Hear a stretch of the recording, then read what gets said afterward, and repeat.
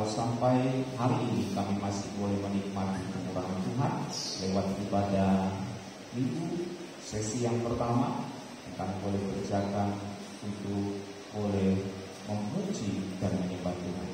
Ampuni segala dosa dan pelanggaran kami, segala kelalaian dan segala keremehan kami terhadap hal-hal surgawi. Tapi kami mohon kemurahan Allah, panjang sabar Tuhan terus ada bagi kehidupan setiap kami. Kami menolak segala pekerjaan siasat setan yang mengganggu jalannya penyampaian firman Tuhan pada pagi hari ini. Katakan hancurkan keluarga dan hidup kami dari tempat ini di dalam nama Yesus. Awal pertengahan hingga akhirnya penyampaian firman Tuhan kami serahkan dalam tangan kuasa dengan sukacita dan kemenangan daripada Tuhan. Kami mau duduk diam dan mendengar, menerima, bahkan melakukan firman Tuhan. Demi nama Tuhan Yesus dan para Kristus. Amin. Silakan duduk Bapak Ibu Saudara. Saya mengucapkan selamat pagi, salam dan sejahtera bagi kita semua. Shalom. Hari ini adalah minggu terakhir, ya, minggu terakhir di tahun 2020. Nah, kalau Tuhan masih memberikan kita kesempatan, ya, kita sangat bersyukur. Ya. Tahun ini kita lewati dengan kekuatan daripada Tuhan. Mungkin ada banyak peristiwa-peristiwa yang kita lewati, yang kita hadapi. Tapi kita masih bersyukur kalau Tuhan masih memberi kekuatan kesehatan. Untuk hadir, untuk duduk, itu butuh kekuatan. Ya.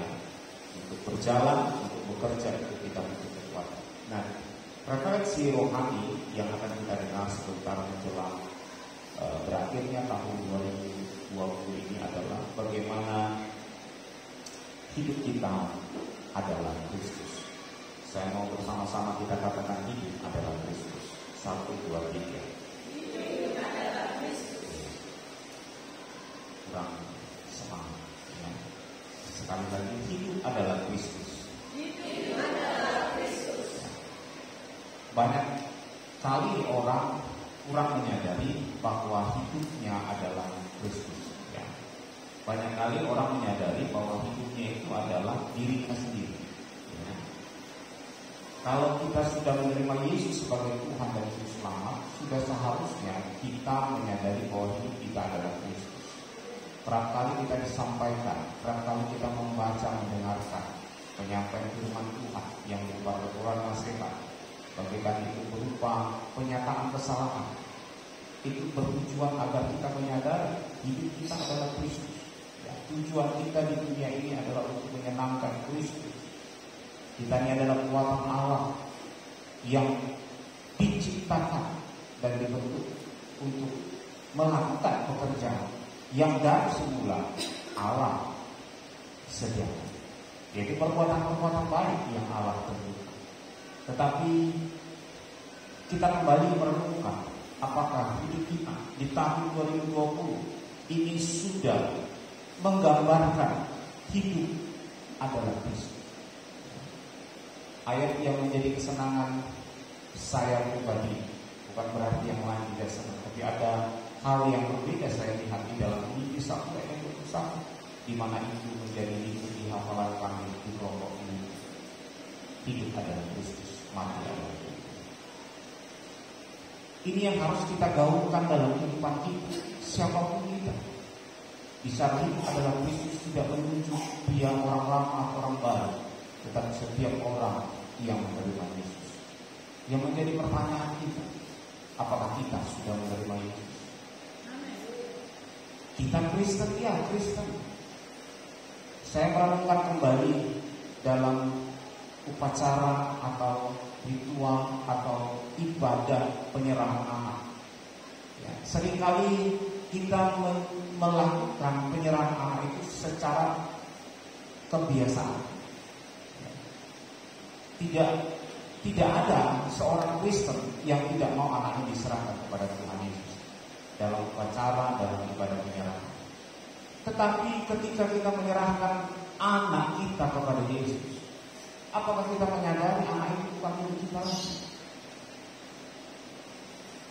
Tetapi pada kenyataannya kita masih menganggap itu hanya simbol penyerahan. Tidak benar-benar kita serahkan hidup anak kita kepada Yesus. Kenapa? Karena kita sering terganggu oleh peristiwa anak itu. Kita sering terganggu kepada hal-hal yang membuat kita tidak senang. Makanya saya katakan ini upacara biasa, simbol kekristenan. Baptisan sekedar dicelupkan, tapi tidak mengalami kematian terhadap dosa. Habis bangkit dari air, kembali dia melakukan dosa, kembali dia hidup di dalam dosa. Ini yang tidak disukai Tuhan. Melakukan semua aktivitas itu hanya sekedar rutinitas, tanpa merasakan kuasa hakikat apa yang kita perbuat. Makanya banyak orang datang kepada Tuhan, banyak orang datang beribadah, banyak orang datang melayani Tuhan, makin tambah berdosa. Kenapa? Karena dia melakukannya dengan biasa. Tuhan tidak menyukai hal ini. Tuhan menyukai benar-benar kita menyerahkan hidup kita kepada Tuhan. Ya. Seringkali kita mengambil perbandingan kepada orang yang tidak mengenal Allah. Perbandingan ekonomi. Aku sudah melayani, aku sudah mengirim Tuhan sekian lama, tapi ekonomiku begini-begini saja. Kita melirik orang yang tidak ada ibadah, orang yang tidak tahu mengembalikan perpuluhan, orang yang tidak tahu berdoa, bahkan dia tidak tahu Tuhan siapa. Buktinya ekonominya sukses. Tapi yang menjadi pertanyaan, kenapa kita selalu membandingkan diri kita sebagai pengikut Kristus terhadap orang yang tidak mengikuti Kristus? Hanya secara lahiriah kita ukur pengiringan kita, pelayanan kita kepada Kristus. Ini sudah tahun akhir di 2020, di mana hari Minggu cuma sekali ini lagi kita bisa rasakan di tahun ini. Kita berdoa tetap Minggu tahun depan kita boleh berjumpa kembali. Tapi itu rahasia ilahi, misteri kehidupan. Tidak ada satu orang pun yang mengetahui. Satu langkah di depan kita adalah maut. Dan ketika kita menyadari hidupku adalah Kristus, kemanapun kita tidak akan takut. Badai masalah apapun kita tidak akan takut. Goncangan sedikit itu biasa, tapi tidak kita membuat kita jatuh, rebah, tak berdaya, lemah lesu. Mari sadarlah gereja Tuhan. Bukan saatnya kita lagi bermain-main. Bukan saatnya kita hanya mengadakan simbol-simbol upacara ibadah Kristiani seperti biasanya. Tapi marilah kita bersama merasakan kuasa ibadah itu bekerja dalam hidup kita. Apalagi yang melayani. Hidup kita melayani tapi tanpa perubahan, tanpa pertobatan, sia-sialah yang kita kerja. Demi kemurahan Allah, saya menasihatkan semua lewat kebenaran firman. Terima atau tidak terima, inilah yang saya sampaikan. Saya berharap dengan sukacita kita boleh menyongsong hari tahun yang depan dengan firman Tuhan ada di dalam hati kita. Di dalam Galatia pasal 2 ayat yang ke-20. Di situ dikatakan Galatia pasal 2 ayat ke-20.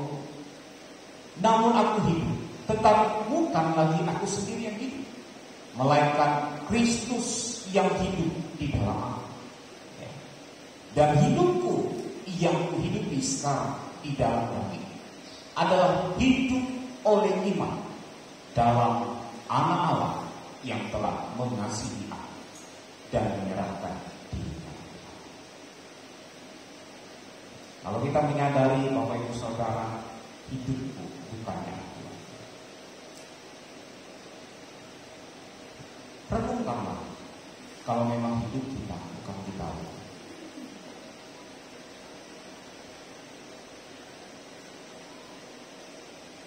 Buanglah segala harkat derajat martabat kita dalam mengiring, dalam melayani, dalam mengikuti Yesus. Tidak ada gunanya kita mempertahankan apa yang kita miliki, pangkat kita kan, otoritas kita kan di dalam pekerjaan kita, di dalam lingkungan kita. Tidak ada yang kita perlu pertahankan. Allah sendiri, dia tidak mempertahankan keilahiannya. Dia mengambil rupa seorang hamba, ya, dan sama menjadi seperti manusia. Kelahirannya di bulan Natal yang kita peringati, itu adalah bagaimana dia menanggalkan kealahannya, kesetaraannya, keilahiannya tidak dipertahankan. Demi apa? Demi kasihnya kepada kita semua. Tapi seringkali kita mempertahankan ego kita untuk kita mengasihi Allah kita. Allah sudah terbukti mengasihi kita, di mana hari ini kita memperingati bulan kelahiran Sang Juru Selamat. Saya mendengarkan satu pernyataan dari Menteri Agama RI yang baru, Ketua Bansar. Dia mengatakan kelahiran Yesus Kristus adalah bukti penyertaan Tuhan terhadap umat manusia. Yang lahir dikatakan dia Immanuel, artinya Allah beserta. Kalau kita menyadari Allah beserta kita, saya kita percaya ketakutan hilang, kecemasan sirna, kekuatan daripada Allah bertambah kepada kita. Kalau kita tahu yang menyertai kita itu Tuhan, saya pikir tidak ada masalah yang kita harus besar-besarkan. Sedangkan kita punya letnan, jenderal, kolonel, apa semua yang tinggi-tinggi pangkatnya, kita seringkali bangga. Saya punya saudara jenderal, ketika ada bertemu dengan masalah, kita bangga. Wajar, karena kita kenal dengan orang-orang berpangkat. Tapi jauh daripada orang yang berpangkat, jauh daripada orang berpengaruh, Yesus bersama dengan kita. Tapi seringkali kita tidak menyadari.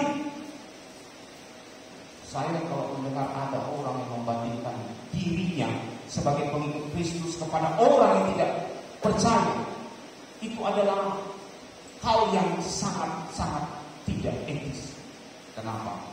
Karena dia tidak percaya kepada Yesus yang dia sembah.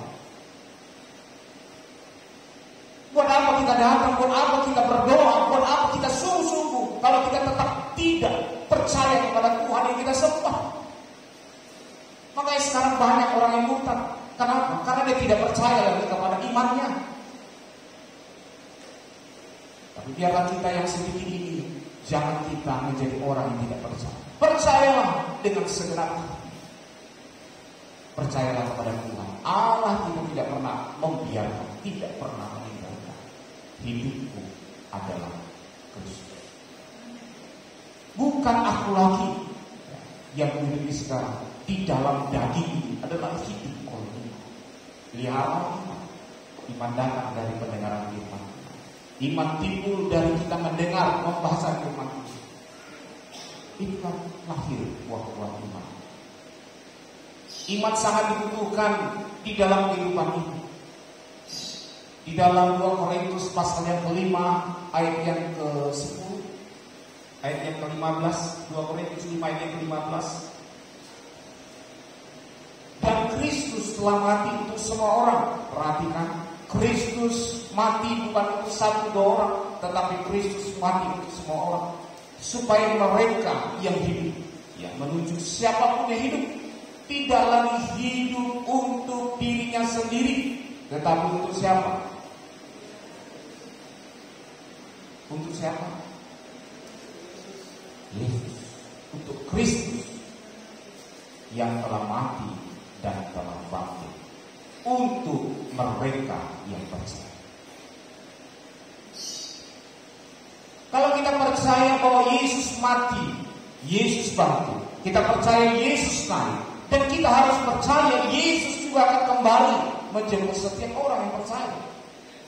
Untuk menanti kedatangan Yesus, kita tidak menanti seperti orang menanti bus, menanti kereta api, menanti pesawat yang akan terbang. Penantian kita di dalam kedatangan Kristus adalah penantian yang penuh disertai dengan tindakan iman. Tidak berpangku tangan. Tapi ada hal-hal yang terus kita kerjakan untuk kita bisa masuk dalam penantian, kuat dalam pengharapan kita, tidak tergeser oleh pengharapan kita dengan situasi, dengan ajaran-ajaran yang lain, tetap berdiri pada dasar itu. Sadarilah hidupmu itu bukan kita lagi, tapi Kristus. Makanya ketika kita masuk di dalam marketplace atau dalam masyarakat, dalam lingkungan kita, dalam pekerjaan, pergaulan, sadarnya hidupmu bukan aku. Jadi ketika kita bekerja, ada Kristus bersama dengan kita. Jangan selalu mengandalkan logika berpikir kita. Logika berpikir kita jauh berbeda dengan apa yang dipikirkan Allah. Tapi coba letakkanlah kehendak kita pada kehendak yang Maha Kuasa. Letakkanlah kehendak kita kepada Allah yang besar. Kalau hidup kita dikontrol semuanya, saya pikir sangat indah, ya, sangat indah. Saya ingin kita benar-benar menyadari hidup adalah Kristus. Panggilan Kristus itu adalah panggilan hidup dalam menderita bersama dengan Kristus. Penderitaan ini adalah hal yang sulit diterima dan jarang orang mau hidup di dalam penderitaan. Tapi ajaran Kristen, kita dipanggil bukan hanya untuk percaya, melainkan untuk menderita. Mari kita baca dalam Filipi pasal yang pertama ayat yang ke-29. Filipi pertama ayat yang ke-29.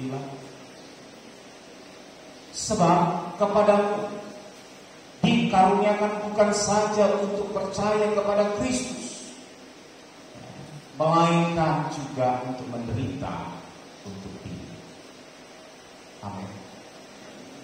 Penderitaan yang harus kita alami bukan penderitaan karena kesalahan. Jangan kita membuat diri kita menderita.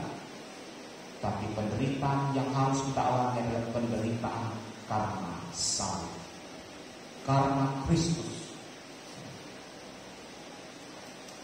Contoh-contoh simpel kan sering sekali kita dengar ketika dalam keseharian yang harusnya kita marah, kita mengendalikan marah, itu menderita.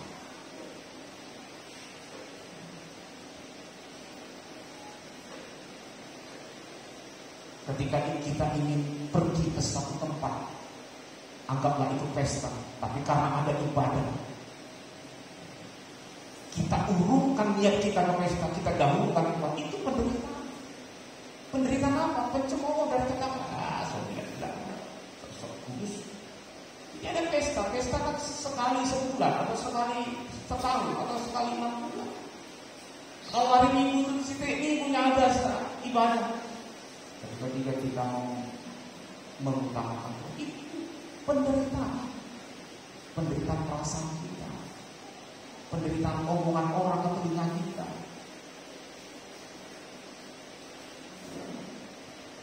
Kalau kita menyadari hidupku adalah Kristus, kita tidak lagi mempergunakan hidup kita seenak diri sendiri. Kita harus ikut menderita dalam panggilan Kristus. Maksud saya ini pesta bukan kita yang ada di tempat, tapi itu contoh. Banyak sekali contoh-contoh sederhana sebenarnya yang mungkin kita bisa menemukan sendiri dalam pikiran kita. Untuk kita berubah, kalau itu saudara, berubah lagi. Jangan kita hidup dalam segala apa yang kita pegang dari ini. Tidak goyang-goyang, tapi salah yang kita pegang. Marilah kita berpegang kepada Injil Kristus. Ada 3 gambaran dalam panggilan Kristen. Ya, mari kita buka sebentar dalam 2 Timotius pasal yang kedua. Timotius pasal yang kedua. Ayat yang pertama 5.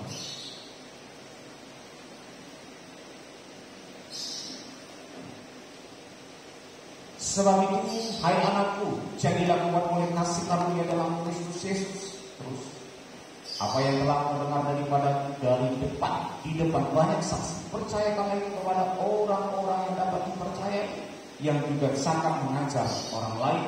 3. Ikutlah menderita sebagai seorang prajurit yang baik dari Kristus. Ada 3 gambaran dalam 2 Timotius 2 ayat yang ke-3 sampai ayat yang ke-6. Bagaimana Yesus menggambarkan panggilan penderitaan itu digambarkan oleh seorang prajurit, seorang olahragawan, dan seorang petani. Seorang prajurit, walaupun saya bukan prajurit dan tidak mengetahui seorang prajurit itu seperti apa, tapi saya mempelajari prajurit itu adalah orang yang harus berkata siap di dalam segala kondisi. Saya dulu pernah mau masuk sekolah pelayaran, tapi tidak jadi. Tapi saya pernah merasakan didikan dari Primo. Ketika kami di orientasi kayak di Poco, kami ber-40 orang satu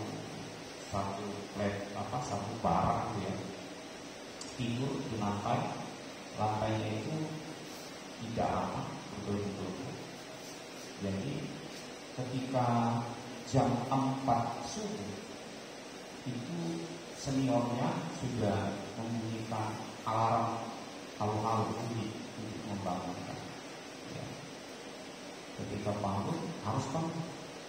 Tapi kadang ini saya pernah melihat satu kejadian ketika bangun saking takutnya kepada senior, kepada atasan, bangun mau masuk ke kamar mandi itu harus berebut.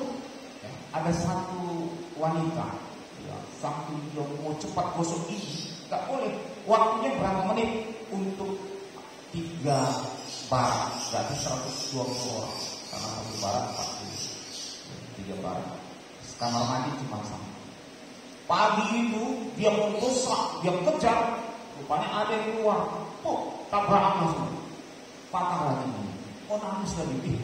Aku bilang, itu jam 4 subuh, karena habis bangun kita harus gosok gigi, terus jongkok semua, disiram pakai ember, mandi pagi, ya, jongkok semua di situ, disiram pakai ember, 1, 2, 3, langsung kita siap masuk barisan.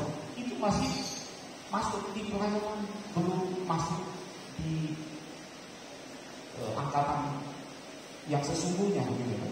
Saya dalam hati tersiksa sekali ya di sini. Ngapain aku ambil yang seperti ini di sekolah? Kan? Tersiksa. Jam 4 pagi nggak bangun di tengah, ya. Dan pada akhirnya ketika saya lihat begitu, saya bilang, wah luar biasa. Ya. Ada satu kali kita bangun, ini seniornya ada iseng. Ya sepatu kita kadang-kadang digantinya. Kita kan sepatu taruh di atas kepala, tak boleh taruh di luar begitu kan, tempat di depan pintu tak boleh. Kenapa? Hilang dia. Sedangkan kita sepatu sudah pakai, itu bayangkan kaos kaki sudah berapa? 2 minggu itu tidak cuci. Bagaimana kita mau cuci kaos kaki? 2 minggu kita taruh di atas kepala. Kenapa? Karena kalau nanti sepatu kita salah, kita dihukum. Dihukum, dimasukkan ke drum, diputar-putarnya. Ya. Entah itu pelajaran yang benar atau salah, saya tidak tahu. Tapi saya melihat. Tapi ketika kita dikerjain, ya, sepatu kita kadang-kadang diganti. Ya. Kita ada di kepala, kita kan bangun pagi jam 4 kali itu antara sadar dan tidak sadar. Ya, pernah kejadian. Ya. Saya bangun pagi-pagi, saya cepat-cepat pakai sepatu. Rupanya sepatu yang saya pakai sebelah kanan dan sebelah kiri berbeda. Sebelah kanan punya saya, sebelah kiri punya saya. Tapi karena saya takut, tidak pakai sepatu, saya pakai saja, saya masuk barisan. Masuk siap. Sudah masuk, datang, saya mau meriksa. Iya, dia sepatu, dia sengaja sudah mengketersikan, mau dikerjain. Dapatlah kita, dihukum lagi. Nah, seorang prajurit ini saya masih hanya mungkin sekecil sebulan ya, seujung pukul. Kita tidak bisa, setelah jam 4 pagi tidak bisa bangun lah, begini kan. Tapi seorang prajurit harus standby siap ketika dikatakan komandannya, mari. Ya, sekarang banyak polisi, tentara sekarang lagi siaga. Ya, siaga COVID, siaga demo, siaga ini, siaga ini. Mereka harus tampil siap siaga.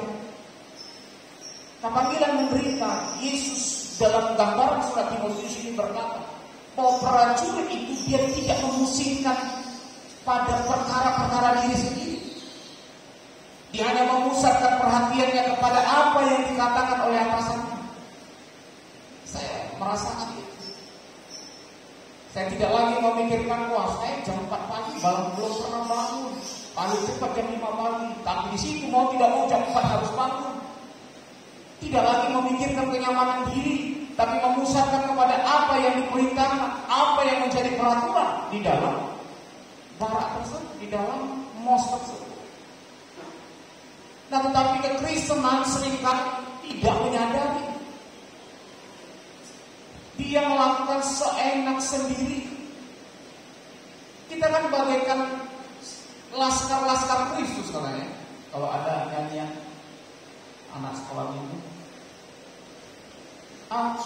akulah pahlawan Kristus, ku tetap maju pantang mundur, ku lihat kanan kiri, ku tembak dengan apa? Dengan iman, bukan dengan tembak. Artinya hidup di dalam daging ini kita harus naikkan, harus tambahkan iman kita.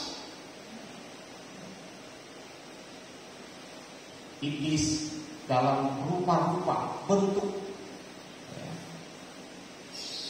mau mengganggu setiap orang percaya. Dengan iman kita harus mampu mengalahkan. Itulah seorang prajurit siap. Seorang jemaat Tuhan dikatakan prajurit Kristus, tidak memusingkan lagi. Ada ibadat, yuk, tidak lagi memusingkan. Wah, memusingkan. Ada pertemuan, yuk, satu komando. Bapak Kepala sering berkata, kita tidak ada lagi bisa berkata apa-apa selain yang banyak berkata. Itu bukti orang yang benar-benar bisa dikendalikan oleh Kristus. Gambaran yang kedua yang disampaikan dalam surat Timotius dalam ayat yang kelima, dia berkata bahwa orang Kristen itu dikatakan sebagai seorang olahragawan. Seorang olahragawan hanya dapat memperoleh mahkota sebagai juara apabila apa? Ia bertanding menurut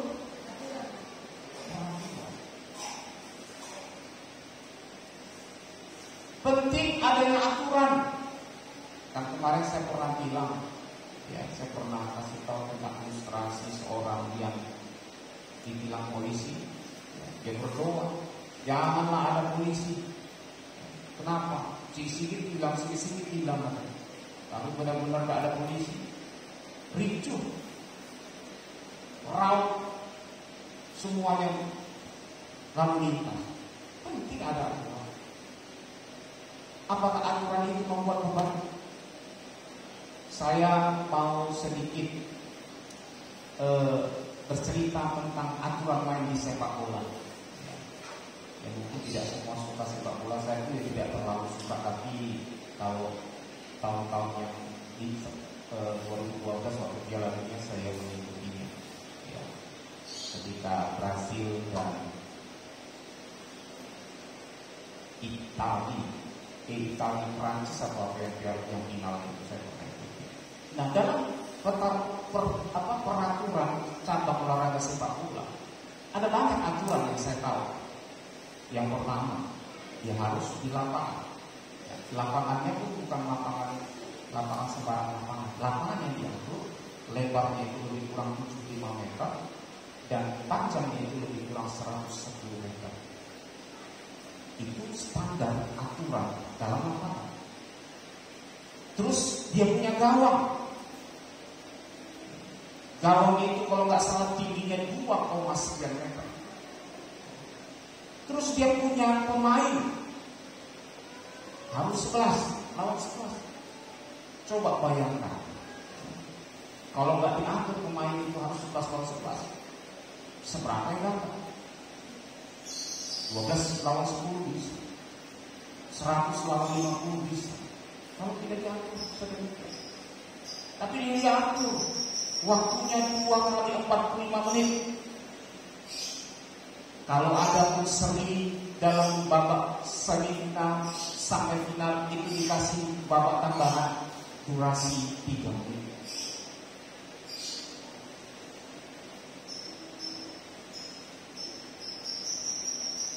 Itu diatur semua. Coba bayangkan kalau misalnya main bola suka-suka kita, ya. Udah yang penting kita main terus sampai. Apalagi dulu kalau saya anak-anak, saya nggak mau kalah. Saya pernah main bola di SMP kalah dulu. Kalau kami kalah, kami nggak terima. Kami harus menang. Kita maunya menang, tak mau kalah. Coba nggak diatur waktunya, orang pasti mau menang semua. Sudah lewat 45 kali 2 90 menit, masih kalah. Oh, nggak terima. Ini karena dia curang dan sebagainya. Tambah lagi sampai 1 hari. Bayangkan kalau kita main bola, lihat pemain bola nggak habis-habis. Ada aturan mainnya. Di dalam kekristenan juga ada aturannya. Barang siapa mau mengikuti aku harus sangkal diri, pikul salib. Itu aturan mainnya. Bagaimana kita mau pikul salib? Kadang-kadang perasaan kita saja selalu kita dicuci-cuci. Sedikit dikatakan sudah tersinggung, sedikit-sedikit dia sudah empuk. Bagaimana kita menjadi seorang olahraga? Banyak olahraga yang tidak sesuai dengan aturan main. Contohnya, misalnya anak-anak kecil main bola, itu olahraga juga, tapi tidak sesuai standar. Dan dia tidak mendapatkan piala yang sesuai dengan peraturan. Tapi kalau kita mau benar-benar main di dalam olahraga yang benar, kita harus mengikuti aturan main semua.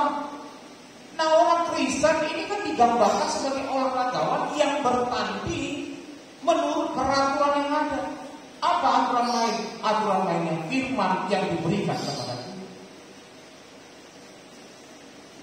Kerap kali disampaikan tentang aturan main dalam firman Tuhan. Pola tabernakel itu adalah pola yang menggambarkan tentang kerajaan surga. Tapi sering sekali kita tidak masuk di dalam polanya. Bahkan kita membuat pola sendiri.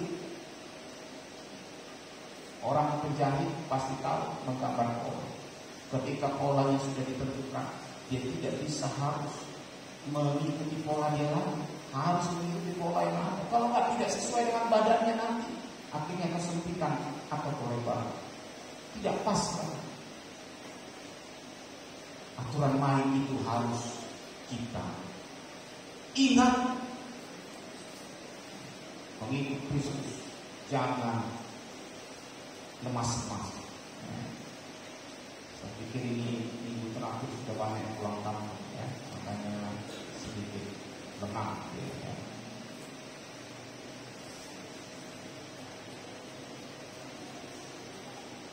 Yang ketiga, pola gambaran yang diberikan dalam surat Timotius ini adalah seorang petani, dia bekerja keras, dia berusaha sekeras. Apakah kita ketika kita menghadapi ibadah, menghadapi pelayanan, menghadapi doa, kita bekerja keras, kita berusaha keras, hanya sekedar putaran lahiriah ini saja yang kita kerjakan? Firman Tuhan berkata, bekerjalah bukan untuk apa yang dapat binasa, tapi bekerjalah kepada apa yang mendatangkan kehidupan. Saya yakin dan percaya jemaat-jemaat, para pelayan Tuhan, kita semua sebenarnya kita paham sebenarnya tentang apa maksud dan maunya Tuhan. Tapi seringkali kita masih mengedepankan pikiran logika kita, mengedepankan perasaan kita. Itu yang membuat kita tidak maju-maju di dalam hidup. Tidak berkembang, tidak bertumbuh. Kalau bagaikan tanaman tidak bertumbuh. Manusia saja, anak-anak kalau tidak bertambah-tambah, kita sekarang ini yang bertumbuh itu sangat kecil. Jepania saja yang dulunya sangat kecil, saya merasakan pertumbuhan yang baik dan disertai Tuhan. Malam dia melakukan kesalahan. Saya suruh dia istirahat, tapi dia bermain. Kita, saya sudah marah, saya diam. Ketika saya duduk di meja, langsung dia datang. Di samping meja saya ada kursi, dia datang langsung berdoa. Tuhan Yesus, tidak ada. Kenapa? Ampuni saya Tuhan Yesus, saya sudah berdosa, saya sudah bersalah sama Papa. Saya berdosa dia. Dia tahu. Jadi kita puji Tuhan. Walaupun di dalam satu sisi dia mau mengambil hati supaya Papa tidak marah, dia berdoa sama Tuhan supaya menangkap. Saya rekam doa itu. Lama dia berdoa, 5 menit, 6 menit dia berdoa. Jadi dia doakan semua janda-janda, dia doakan semua siapa yang berdoa. Ya Tuhan Yesus masuklah dalam hatiku. Aku tidak mau lagi melawan Papa. Tuhan Yesus masuklah di sampingnya. Ada agak bergetar juga ya, urat tangan. Memang luar biasa. Dia langsung tahu kepada siapa dia mohon ampun. Ketika dia berbuat salah, Yesus tempat pengaduan. Saya melihat satu contoh pelajaran bagi saya. Kadang-kadang kalau ada kita masalah sama kita tidak langsung lapor sama Sang Pencipta kita. Kita masih menggunakan tenaga kita dulu. Tapi ketika kita punya masalah, laporlah. Bukan lapor masalah saja, tapi serahkanlah hidup kita kepada Tuhan. Kalau kita di tangan Tuhan, pasti terjamin. Tuhan pasti jamin. Apa yang kita pusingkan kalau kita di tangan Tuhan? Kita di tangan pejabat aja, kalau ada saudara kita pejabat kita sepertinya aman, apalagi di tangan Tuhan. Serahkanlah hidup kita di tangan Tuhan. Perhatikanlah, ikutlah menderita. Jangan mengedepankan hal-hal yang tidak sesuai dengan apa yang Tuhan mau. Marilah, sadarilah, kita adalah manusia yang lemah. Tanpa Tuhan kita tidak mau. Oleh sebab itu, marilah kita menyadari hidup ini adalah Kristus. Makanya saya dalam kor kami di kemarin, hidup yang ku pilih, jika ku hidup,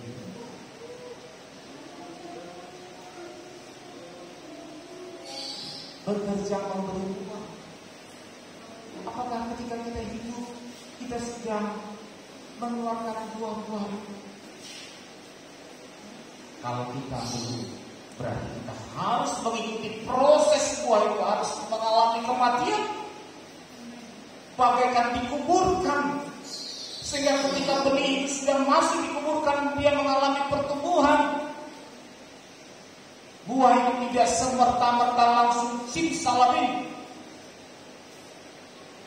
Bukan buah-buahan, tapi buah kebenaran. Kalau buah-buahan enak dia dilihat, tapi tidak bisa dimakan. Cobalah lihat di rumah bapak ibu saudara yang punya buah-buahan, cantik dia, apel itu merah, anggur itu bagus, lebat. Coba dimakan, tidak bisa. Ini kita yang satu. Kalau buah benar, ada anggur, ada buah naga, ada buah apel, pisang, pepaya dan lain sebagainya, kita makan dan perasaan nikmat. Tapi buah itu tidak semata-mata langsung lahir menjadi buah, tapi dia harus mengikuti proses kematian, bagaikan masuk dalam bak pisang, dikubur segala kedagingan, dikubur segala dosa kita. Kita mati, kita bangkit bagi Kristus. Karena hidupku bukan aku lagi, melainkan Kristus. Dalam surat Filipi berkata, hidupku adalah Kristus, mati adalah. Karena yang dialami Rasul Paulus adalah hidupnya itu memang benar-benar bersama dengan Kristus. Setelah dia ditangkap, dia banyak mengalami aniaya-aniaya yang derita karena Kristus. Penganiayaan penderitaan itu bukan memisahkan dia dengan kasih Kristus, malah dia berkata, apa yang dapat memisahkanku dari kasih Kristus?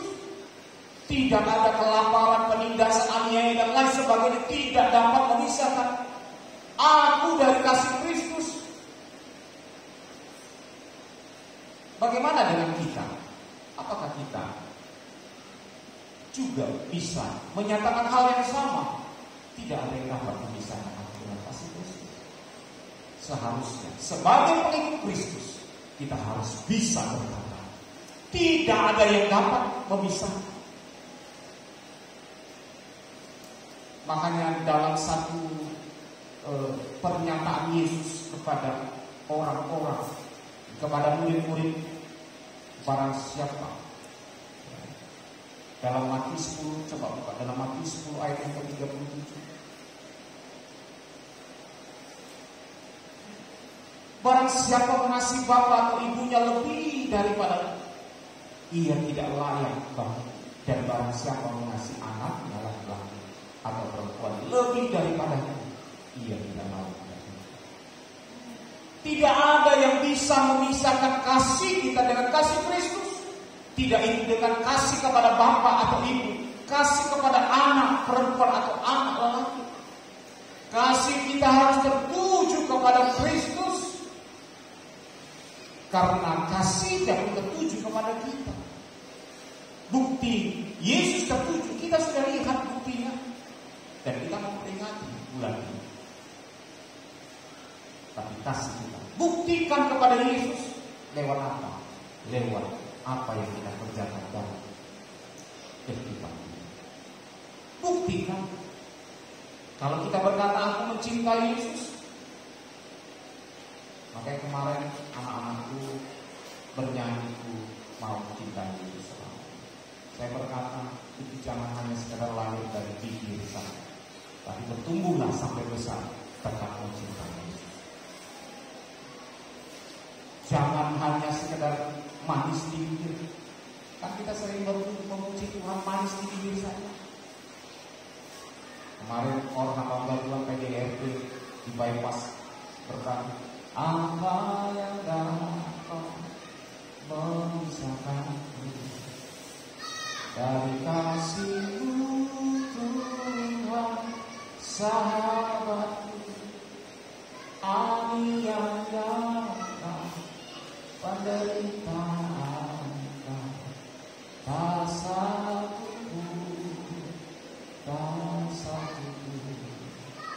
tekadkanlah dalam hidup kita masing-masing. Tak ada satu pun yang dapat memisahkan kita dari kasih Kristus. Sekali mengikuti Kristus sampai mati, ikutlah Kristus. Tapi ikut Kristus jangan seperti ikut Kristus sebagai orang-orang yang tidak dikategorikan dalam firman Tuhan. Ikutlah Kristus sebagai prajurit, ikutlah Kristus sebagai olahragawan, ikutlah Kristus sebagai petani yang masing-masing menggambarkan pola yang ditentukan oleh Tuhan. Prajurit itu dia tidak memusingkan diri sendiri, dia memusatkan perhatian kepada apa yang dikatakan komandannya, atasannya. Olahragawan yang mengikuti semua pertandingan itu sesuai dengan aturan main, tidak buat aturan sendiri. Kalau dalam gereja lokal diserukan ada ibadah-ibadah, mari itu aturan yang disediakan di dalam gereja lokal. Dalam pelayanan juga disediakan aturannya. Jangan buat aturan sendiri.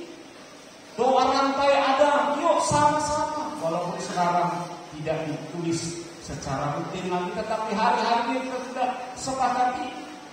Dan di jam-jam itu sudah ada orang-orang yang mengisi dalam doa rantai. Mari kita berusaha bersama menjelang hari Tuhan yang mendekat, menjelang akhir hidup kita. Awal pertandingan kita ketika kita menerima Yesus, akhir pertandingan kita ketika kita mati atau ketika kita diangkat. Tetapi sebelum kita masuk kepada akhir, kita sudah melewati awal, kalau iya. Tapi sebelum kita masuk kepada akhir, kita melewati proses perjuangan. Bagaimana kita harus memikul salib sampai. Ikutlah Kristus, hiduplah bagi Kristus. Jangan hidup dengan ego kita, pikiran kita, perasaan kita, tapi ikutlah Kristus sesuai dengan dasar kebenaran firman kita. Haleluya. Demikian firman Tuhan yang bisa kita boleh dengarkan bersama. Saya ingin mengangkat sebuah pujian yang kupilih, ya, itu korban kemarin sama-sama belajar, ya.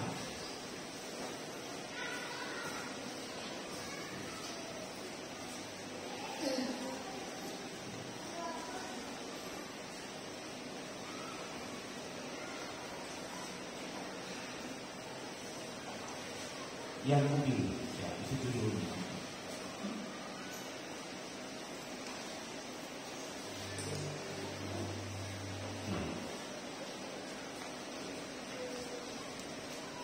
Yang kupilih, jika ku hidup. Mari kita bersama-sama bagi berdiri, bekerja